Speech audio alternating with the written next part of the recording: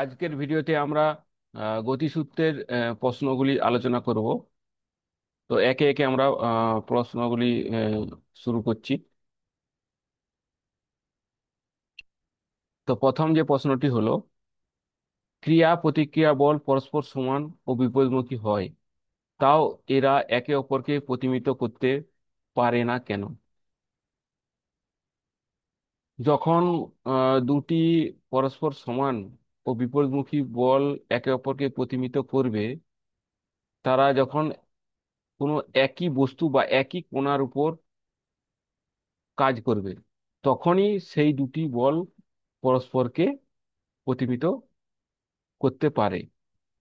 কিন্তু এক্ষেত্রে ক্রিয়া প্রতিক্রিয়া বল একে অপরের উপর কাজ করে না। ক্রিয়া বল এক বস্তুর উপর ক্রিয়া করে, আর প্রতিক্রিয়া বল অন্য আরেক বস্তুর উপর ক্রিয়া করে। সেই জন্য ক্রিয়া প্রতিক্রিয়া বলগুলি সমান হওয়া সত্ত্বেও, সমান এবং বিপরীতমুখী হওয়া সত্ত্বেও, এরা পরস্পরকে প্রতিমিত করতে পারে না। যেমন উদাহরণস্বরূপ আমরা যদি বলি, বন্দুক দিয়ে গুলি ছোড়া হলো। এখানে বন্দুক গুলির ওপর ক্রিয়া বল প্রয়োগ করলো, এবং গুলি ওর প্রতিক্রিয়া বল হিসাবে বন্দুকের উপর প্রতিক্রিয়া বল প্রয়োগ করলো। তো ক্রিয়া বল বন্দুকের গুলির ওপর হচ্ছে, আর প্রতিক্রিয়া বল বন্দুকের উপর প্রয়োগ হচ্ছে। তো দুটি ভিন্ন বস্তুর উপর প্রয়োগ হচ্ছে।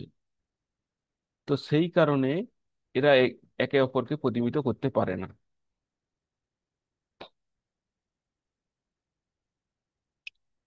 দ্বিতীয় যে প্রশ্নটি হলো, এখানে বলা আছে যে 0.2 কেজি ভরের একটি বলকে হাতে ধরে উলম্বভাবে উপরের দিকে ছড়ল।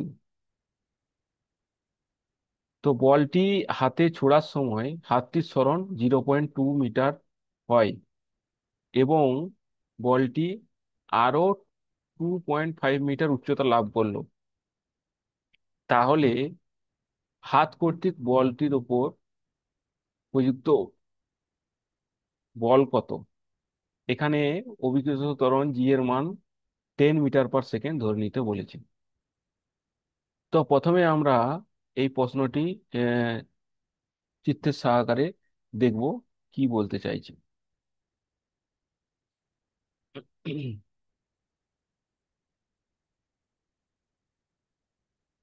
তো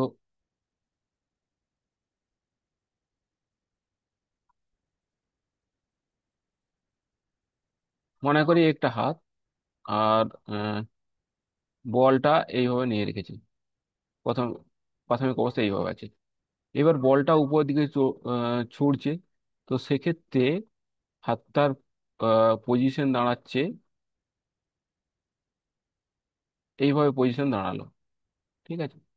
তো এইখান থেকে এইখানের এই যে সরণ হচ্ছে, ওটা দেওয়া আছে 0.2 মিটার। এরপর এখান থেকে বলটা উপরের দিকে উঠে যাচ্ছে, ধীরে ধীরে ধীরে ধীরে উপর দিকে উঠে যাচ্ছে।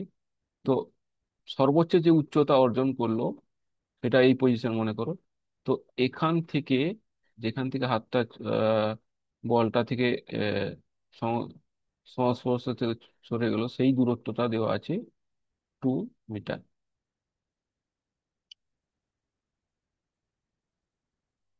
তো এখানে সিচুয়েশনটা ভালোভাবে বোঝার করো। তো প্রথম ক্ষেত্রে যখন বল আর হাত ছিল, সেক্ষেত্রে দুটোরই, বল এবং হাতের গতিবেগ যদি আমি ধরি ডাব্লু, দুটোই হচ্ছে শূন্য গতিবেগ।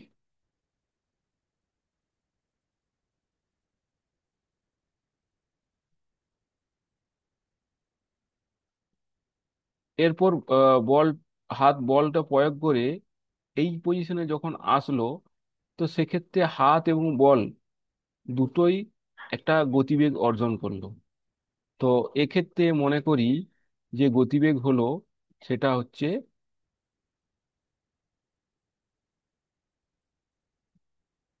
ইউ। এরপর বলটাও যখন সর্বোচ্চ উচ্চতা পৌঁছালো, তো সর্বোচ্চ উচ্চতাতে গতিবেগ শূন্য হবে। এরপর এখান থেকে বলটা আবার নিচের দিকে ফিরে আসবে। তো এক্ষেত্রে গতিবেগ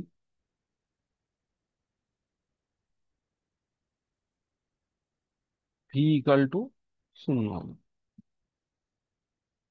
তো এই উচ্চতা অর্জন করলো, এটাকে আমি ধরলাম এইচ, আর এই যে সরণ এটা উচ্চতা ধরলাম এস। এবার কোশ্চেনে আমাদের ডাটা দেওয়া আছে, বলের ভর আমি এম ধরছি, এম ইকাল টু 0.2 কেজি, আর এইচ ইকাল টু 2 মিটার, আর হাতের সরণ এস ইকাল টু 0.2 মিটার, আর অভিকর্ষ ত্বরণ জি এর মান দেওয়া আছে 10 মিটার পার সেকেন্ড স্কোয়ার।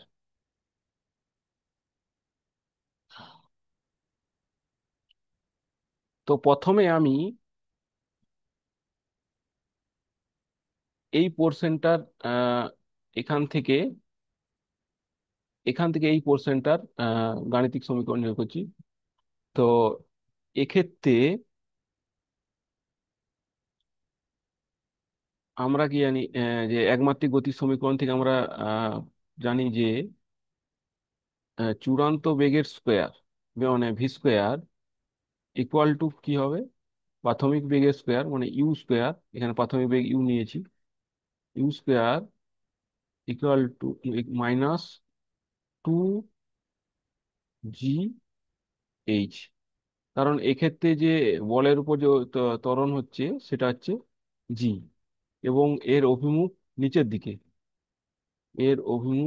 দিকে।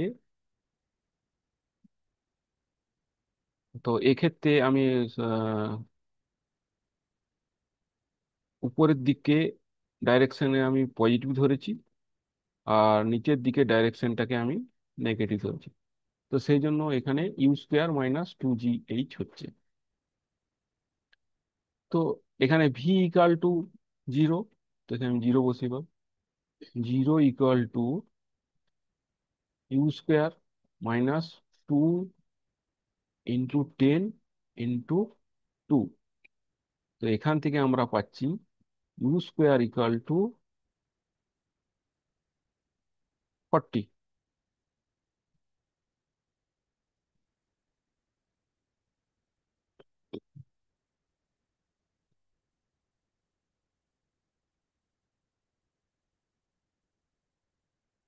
তো ইউ স্কোয়ার = 40 পেলাম। এরপর আমরা হাত থেকে মানে হাতে এই যে ইউ গতিবেগ অর্জন করার এই পোর্শনের আমরা আহ, আলোচনা করব। তো এই যে প্রথমে ইনিশিয়াল বেগ ইউ থেকে, এই ডাব্লিউ থেকে ইউ অর্জন করতে বল প্রয়োগ করেছে হাত। তো এর জন্য একে কিছুটা ত্বরণে পৌঁছেছি, সেই ত্বরণটা আমরা প্রথমে নির্ণয় করব। তো এক্ষেত্রে আমরা লিখতে পারি একইভাবে ইউ স্কোয়ার = W² + 2 a এক্ষেত্রে যে ত্বরণ আমি সেটা ধরেছি এ, এবং এটা ঊর্ধ্বমুখী, এই জন্য পজিটিভ সাইন আসছে। তো এখান থেকে আমরা লিখতে পারি যে ইউ স্কোয়ার = ডাব্লুর মান 0, তো 0 + 2 a, এবং এস এর মান দেওয়া আছে 0.2, তো 0.2। তো এখান থেকে আমরা এ সমাধান করে পাচ্ছি ইউ স্কোয়ার /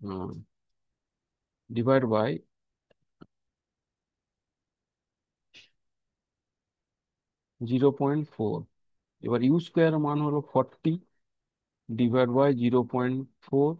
তো এখান থেকে এ আসছে 100 মিটার পার সেকেন্ড।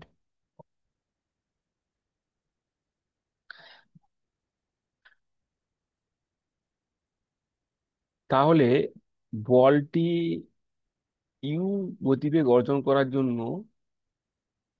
যে বল লেগেছে সেটাকে আমরা হচ্ছে এফ নেট, যে বল লেগেছে সেটা হলো F net equal to m into এ।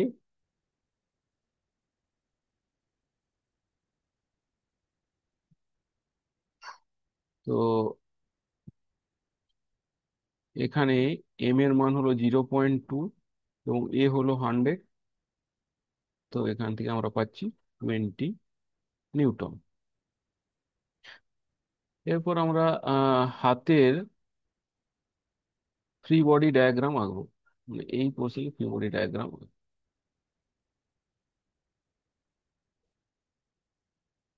তাহলে এখান থেকে আমরা কি ফ্রি বডি ডায়াগ্রাম যদি আঁকি,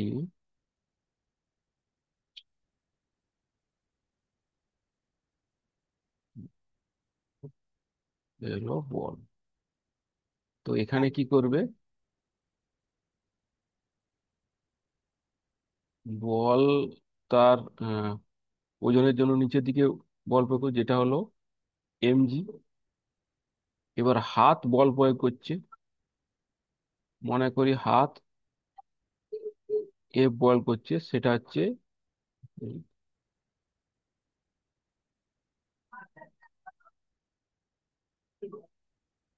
হাত যে বল, হাত যে বল প্রয়োগ করছে বলের উপর, সেটা আমি ধরলাম এফ হ্যান্ড।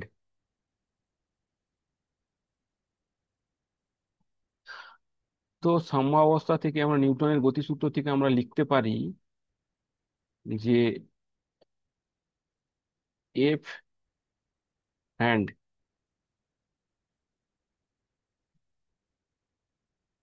এটা উপর দিয়ে গেছে এই জন্য পজিটিভ সাইন, এবং বলটার ওজন নিচে দিয়ে গেছে এই জন্য এর সাইন হবে negative. Minus m g equal to হবে বলটা যে ফোর্স, নিট ফোর্স, সেটা হলো এম নিট। এটা নিউটন আমরা দ্বিতীয় গতিসূত্র লিখতে পারি। তো এফ হ্যান্ড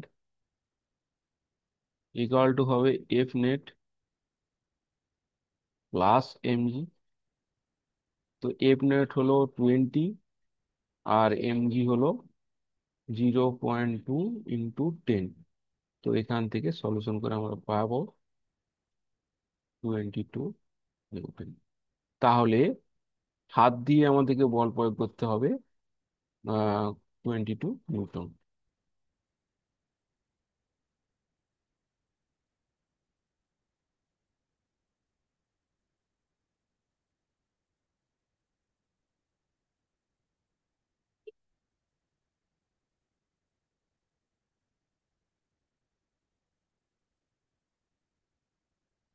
এরপর আমরা পরের কোশ্চেনে যাব। তো এখানে একটা বস্তুর বল ও সময় লেখচিত্র দেওয়া আছে, এবং বস্তুটি রৈখিক গতিবেগ মানে একই সরলরেখায় চলছে। তো এই লেখচিত্র থেকে আমাকে বস্তুটির ভরবেগের পরিবর্তন নির্ণয় করতে হবে। তো প্রথমে আমরা জানবো যে বল সময়ের সঙ্গে ভরবেগের কি সম্পর্ক, সেটা আমরা প্রথমে জানবো। তাহলেই আমরা এই লেখচিত্র থেকে খুব সহজেই ভরবেগের পরিবর্তন বের করতে পারবো।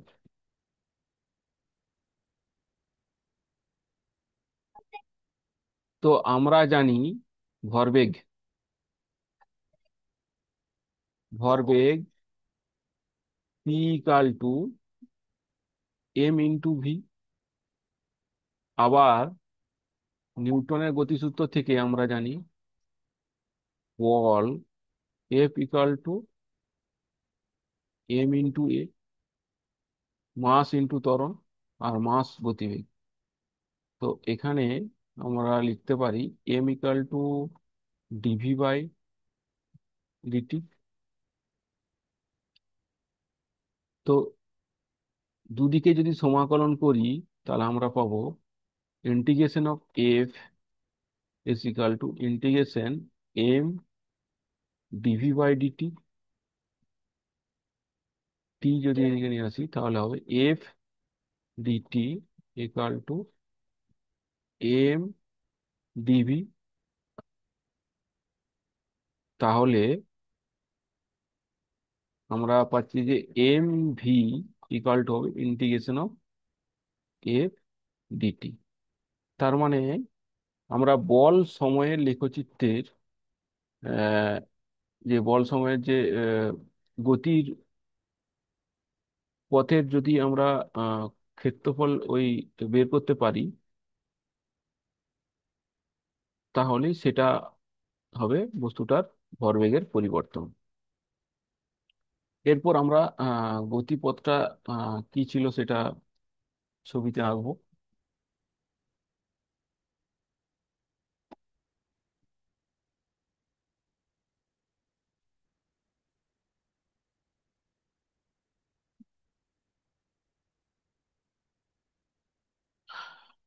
তো লেখচিত্রতে দেওয়া আছে হুম, এই অ্যাক্সিসে হচ্ছে বল নিয়েছে নিউটন, আর এই অক্ষ বরাবর নিয়েছে সময় সেকেন্ড।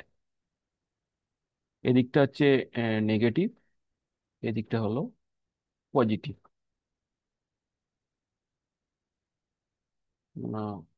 এইখানে ডিভাইড করেছে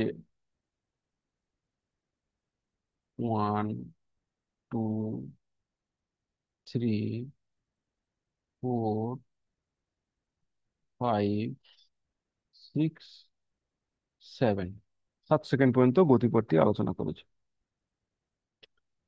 আর এটা হলো -1, এইটা হলো -2, আর উপরের দিকে নিয়েছে +1, +1, +2।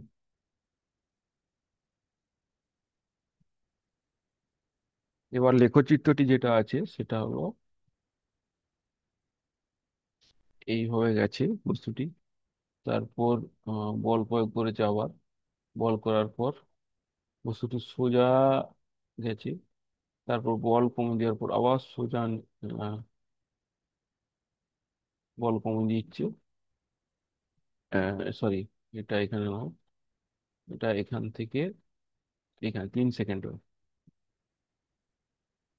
এইখান পর্যন্ত 3 সেকেন্ড পর আবার বল কমিয়ে নেগেটিভ নিয়ে আসছে। 2 নিউটন পর্যন্ত আসছে, 2 নিউটন। তারপর 5 সেকেন্ড পর্যন্ত আবার বল বৃদ্ধি করে 0 বলে নিয়ে আসছে। তারপর আবার বল বৃদ্ধি করেছে, বল বৃদ্ধি করে আহ, এক 1 নিউটন পর্যন্ত বল নিয়েছে সোজা। এরপর আবার 1 নিউটন নিচে নিয়ে আসছে। এই এইভাবে বস্তুটি গতিপথ করছে। তো এই যে প্রত্যেকটা অ- অঞ্চল পাচ্ছি, এগুলোর আমরা যদি ক্ষেত্রফল বের করে তার সমষ্টি বের করতে পারি, তাহলেই বস্তুটার আমরা ভরবেগ পেয়ে যাব। তো প্রথমে আমরা এক এক করে বের করব। প্রথমে আমি এই অঞ্চলের ক্ষেত্রফল বের করব। তো এই অঞ্চলে এটা ত্রিভুজ। তো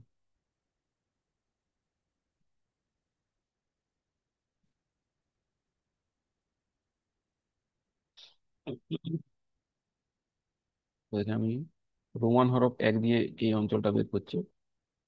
তো 1 এর ক্ষেত্রফল হবে, তো ত্রিভুজের জানি ক্ষেত্রফল হাফ ইন্টু ভূমি গুণিত উচ্চতা। তো এখানে উচ্চতা হচ্ছে এটা 0, উচ্চতা হচ্ছে 0 to -1, মানে হাফ ইন্টু -1 ইন্টু ভূমি যদি 1 হয় ইন্টু 1। তো এখান থেকে আমরা পাচ্ছি -হাফ। এবার দ্বিতীয় অঞ্চলের ক্ষেত্রফল হবে এই আয়তক্ষেত্র, এই অঞ্চলটা। তো এর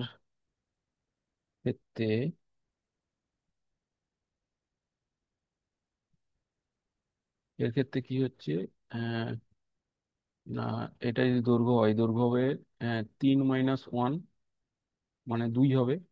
আর উচ্চতা কি হবে, 0 to 2, মানে 2 - 0 2। তাহলে এক্ষেত্রে ক্ষেত্রফলটা কি হচ্ছে, ক্ষেত্রফল হবে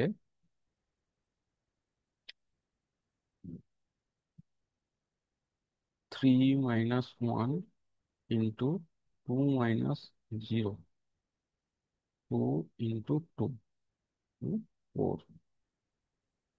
তৃতীয় নম্বর অঞ্চলটা কোনটা, না এটা।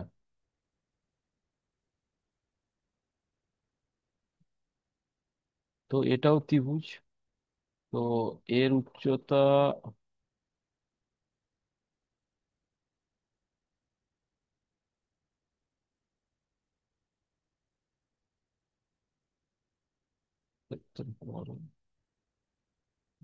হাফ, উচ্চতা যদি আমি এটা ধরি, তো এখান থেকে কি পাচ্ছি, -2 - 0 ইন্টু 5 মাইনাস, ভূমি হচ্ছে 5 - 3, হাফ -2 ইন্টু 2। তাহলে এখান থেকে আসছে -2। এবার এই অঞ্চলের ক্ষেত্রফল,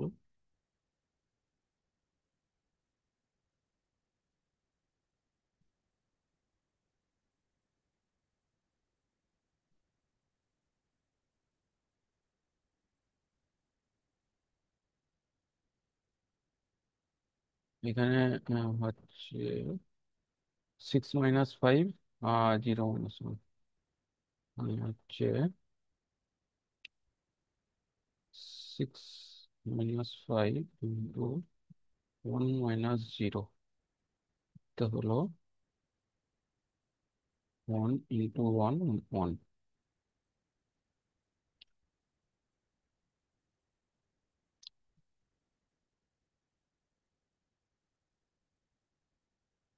নম্বর এর যে ক্ষেত্রফলটা হবে, এখানে আমি একে দুটো ত্রিভুজে ডিভাইড করছি।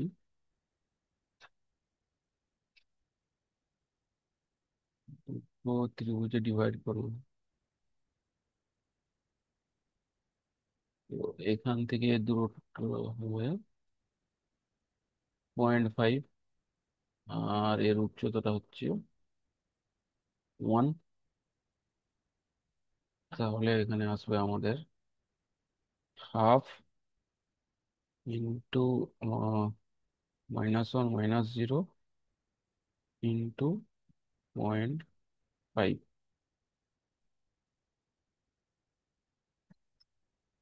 এবার যেহেতু দুটো ত্রিভুজ ভাগ হয়েছে, ইন্টু 2 হবে। তাহলে এখান থেকে আমরা পাচ্ছি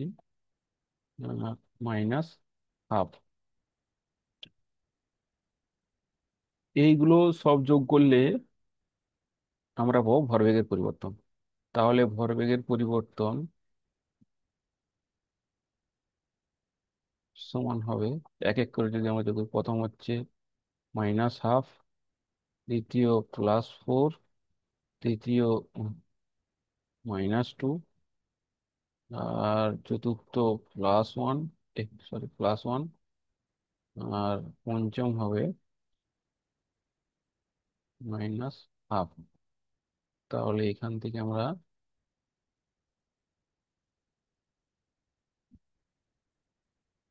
পাবো +5 - 3, হবে 2 নিউটন × সেকেন্ড।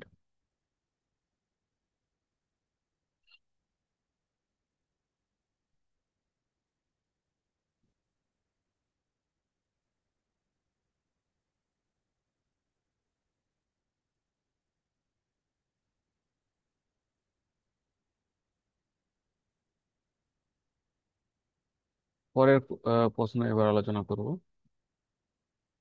হুম। এখানে ছবিতে একটি 2 কেজি ভরের বস্তুকে ঝোলানো আছে। ঠিক আছে। আহ তো দুদিকে দুটি তার দিয়ে বাঁধা আছে। তো এই প্রশ্নতে আমাকে T1 এর মান বের করতে বলেছে। তো প্রথমে আমরা ফ্রি বডি ডায়াগ্রাম আঁকবো, তারপর একে একে সমাধান করব।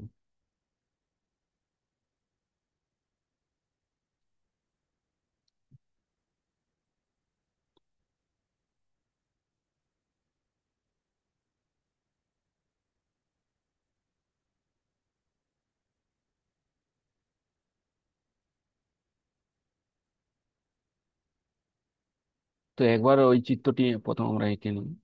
তো হলো, এটি হলো 2 কেজি ভরের একটা বস্তু। 2 কেজি। এইদিকে একটা তার দেওয়া আছে, আর এই বরাবর একটা তার দেওয়া আছে। তো এইদিকে তার T1, আর এইখানে একটা তার জন্য আছে যেটা এর সঙ্গে 30 ডিগ্রি কোণ করেছে। ঠিক আছে। তো এর যদি ফ্রি বডি ডায়াগ্রাম আঁকি, তাহলে আমরা পাবো,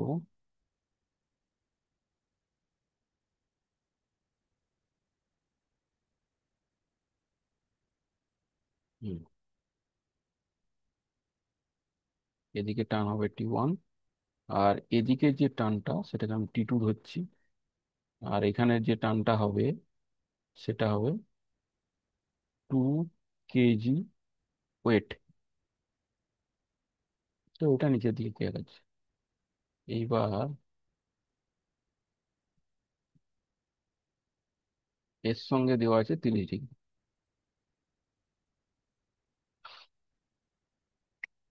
তাহলে আমরা আগে এই কোণগুলোকে আঁকবো।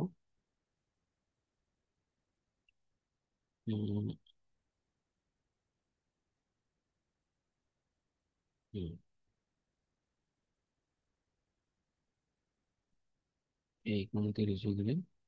তাহলে এর সঙ্গে যদি একটা সমান্তরাল লাইন টানা যায় এই পয়েন্টে, তাহলে এই কোণটা হবে 30 ডিগ্রি। আর এই কোণটা হলো 90 ডিগ্রি। তাহলে টোটাল এখান থেকে এর কোণটা হবে, এটা হবে 90 + 30, মানে হলো এই কোণটা টোটাল হলো 120 ডিগ্রি। এবার এই কোণটা 30 ডিগ্রি, তাহলে এদিকে লাইনটা আছে, তাহলে এই কোণটা হবে 60 ডিগ্রি।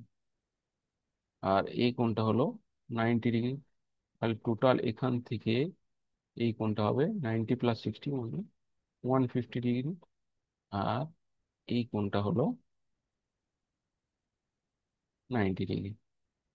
তাহলে আমরা এখান থেকে কি কি পাচ্ছি, যে কোণগুলো, এখান থেকে এই কোণটা হলো 150 ডিগ্রি, এখান থেকে এই কোণটা হলো 120 ডিগ্রি, আর এই কোণটা 90 ডিগ্রি। তো এখানের এই প্রশ্নটাকে আমরা দুটো ভাগে আহ, সমাধান করতে পারি, দুভাবে সমাধান করতে পারি। একটা হচ্ছে ল্যামির সূত্র থেকে, আর আরেকটা হচ্ছে ভিক্টরের ত্রিভুজের সূত্র। তো একে একে আমরা সমাধান করব। তো ল্যামির সূত্র যে ফর্মুলাটা হবে, সেক্ষেত্রে আমরা যদি ল্যামিস সূত্র প্রয়োগ করি, ল্যামিস ল থেকে আমরা লিখতে পারি, সমীকরণ থেকে, যে T1 ডিভাইড বাই, মানে যে বল হবে ওর বিপরীত কোণের সাইনের অনুপাত। T1 এর বিপরীত কোণ 120 ডিগ্রি। তো সাইন 120 ডিগ্রি ইকুয়াল টু হবে T2 ডিভাইড বাই, এর সাইনের কোণ হচ্ছে 90 degree, sine 90 degree equal to হবে, এর বল এখানে 2 kg, 2 kg weight, 2 divide by, এর বিপরীত 150 ডিগ্রি, সাইন 150 ডিগ্রি। তো এখান থেকে আমরা T1 বের করতে পারবো। তো তো T1 ইকুয়াল টু হবে T1 বাই, লিখতে হবে এটা sin 120 degree equal to 2 sin 150 degree. তাহলে T1 equal to 2 × sin 120 divide by sin 150। তো যদি সমাধান করে পাই তাহলে এখানে হবে 2√3 কেজি ওয়েট। তো এইভাবে আমরা ল্যামিস সূত্র থেকে বের করতে পারি। এরপর আমরা ত্রিভুজের সূত্র থেকে দেখবো ভেক্টর পদ্ধতিতে। তো সেক্ষেত্রে আমাদেরকে আগে ত্রিভুজটা আমাকে আঁকতে হবে। তো ত্রিভুজের জন্য প্রথমে আমি এই দিকের ভেক্টরটা নিচ্ছি। তো লাইন ড্র করলাম নিচের দিকে, ঠিক আছে? এইটাই। তারপর এই ভেক্টরটাকে নিচ্ছি। এই ভেক্টরটা কোন দিকে?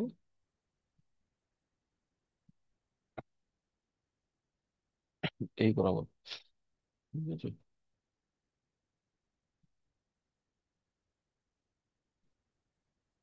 আর লাস্ট যে বাহুটা হবে সেটা এই T1 এই দিকে আছে। তাহলে এটা হলো 2 কেজি ওয়েট, এটা হলো T2, আর এটা হলো T1। তো এখান থেকে এর এই কোণটা হলো 90 ডিগ্রি, আর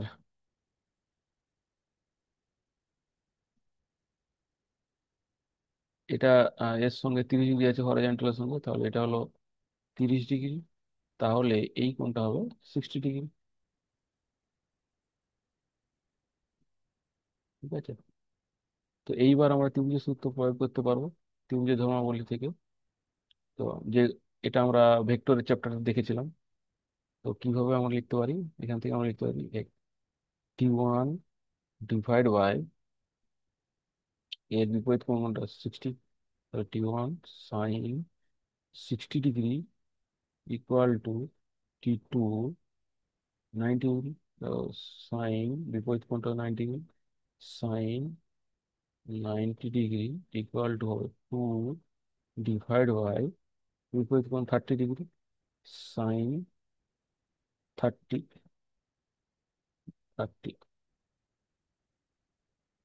তো এখান থেকে আমরা লিখতে পারি যে T1 sin 60 equal to 2 divide by sin 30। তাহলে T1 equal to 2 × sin 60 divide by sin 30। তো ক্যালকুলেট করলে পাই 2√3 কেজি ওয়েট। তো এইভাবে আমরা দুভাবেই আমরা এই কোশ্চেনটা সমাধান করতে পারি।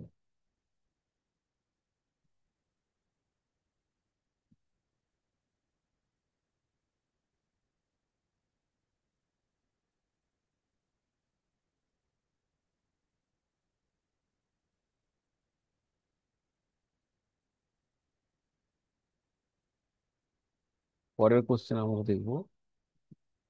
হুম, এখানে বলে দিয়েছে যে 100 গ্রাম ভরের একটি বস্তু ও 400 গ্রাম ভরের আরেকটি বস্তু যথাক্রমে 100 সেন্টিমিটার পার সেকেন্ড এবং 10 সেন্টিমিটার বেগে পরস্পর দিকে অগ্রসর হচ্ছে, এবং তারা একটা জায়গায় এসে সংঘর্ষ করে। সংঘর্ষের পর দুটো বস্তু একসঙ্গে মিলিত হয়ে কোনো একটি দিকে তার যাত্রা শুরু করবে।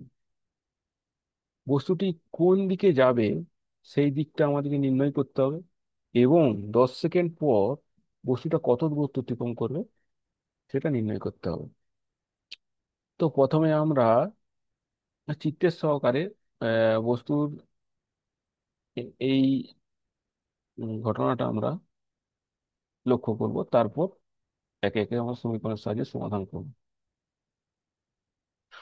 তো মনে করি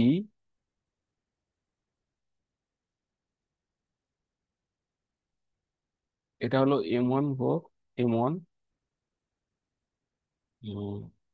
যেটার ভর হচ্ছে 100 গ্রাম। এটি এই দিক বরাবর v1 গতিবেগে যাচ্ছে। আর আরেকটি বস্তু, আহ, যেটি হলো m2, যার ভর হলো 400 গ্রাম, যেটা মনে করি v2 বেগে এই দিকে যাচ্ছে। এরপর এরা একে অপর দিয়ে অগ্রসর হলো। এই জায়গায় এসে দুটি বস্তু মিলিত হলো, কোনো একটা জায়গাতে এসে দুটি বস্তু মিলিত হলো। এরপর দুটি বস্তু মিলিত হলো, এদের ভর কি হবে? m1 প্লাস m2, মানে হবে 100 প্লাস 400, এটা হলো 500 গ্রাম। তো এখানে দেওয়া আছে v1 = 100 সেন্টিমিটার পার সেকেন্ড, আর এটাতে দেওয়া আছে 10 সেন্টিমিটার পার সেকেন্ড। এটা কোন দিকে যাবে? আহ, আমরা সমীকরণ সলভ করার পর পেয়ে যাব। সমীকরণ সলভ করার পর মনে করি এটার গতিবেগ ভি হবে, ঠিক আছে? তো এই ভি এর যে দিক হবে, তো সেই দিকেই বস্তুটা যাবে। তো এক্ষেত্রে আমি বলেছি যে এই দিক যদি গতিপথ নেওয়া হয়, তো এই দিকে যে মানে ডান দিক থেকে গতিটাকে আমি ধরছি পজিটিভ, আর বাম দিকেরটাকে আমি ধরছি নেগেটিভ।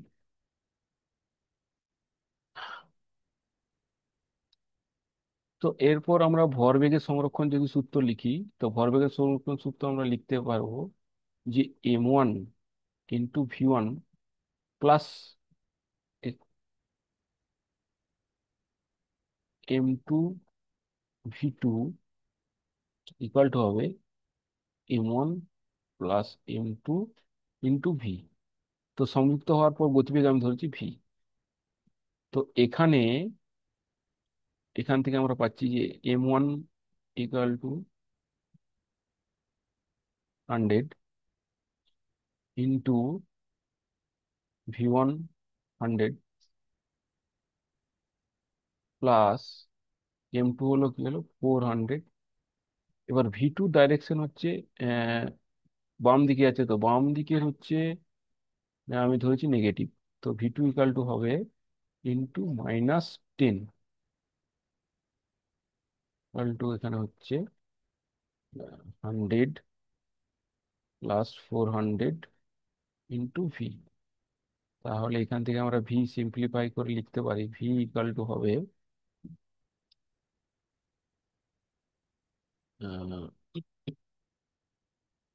10,000 -4,000 divide by 500। তো যেটা হবে এখানে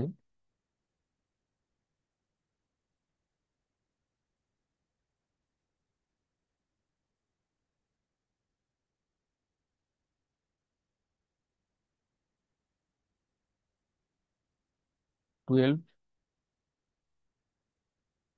সেন্টিমিটার পার সেকেন্ড।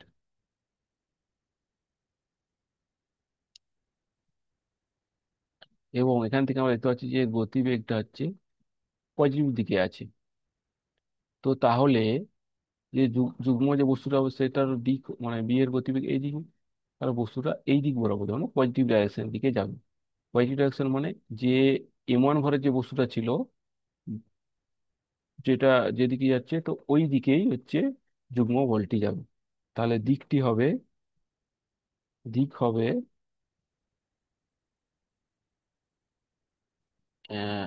100 গ্রাম ভরের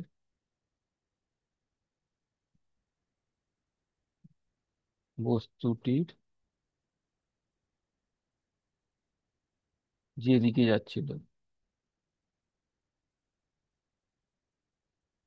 যাচ্ছে সেই দিক। তো যুগ্মভাবে বস্তুটা 12 সেন্টিমিটার পার সেকেন্ড অতিক্রম করবে, এই গতিবেগ উম, অর্জন করবে। তাহলে 10 সেকেন্ড পর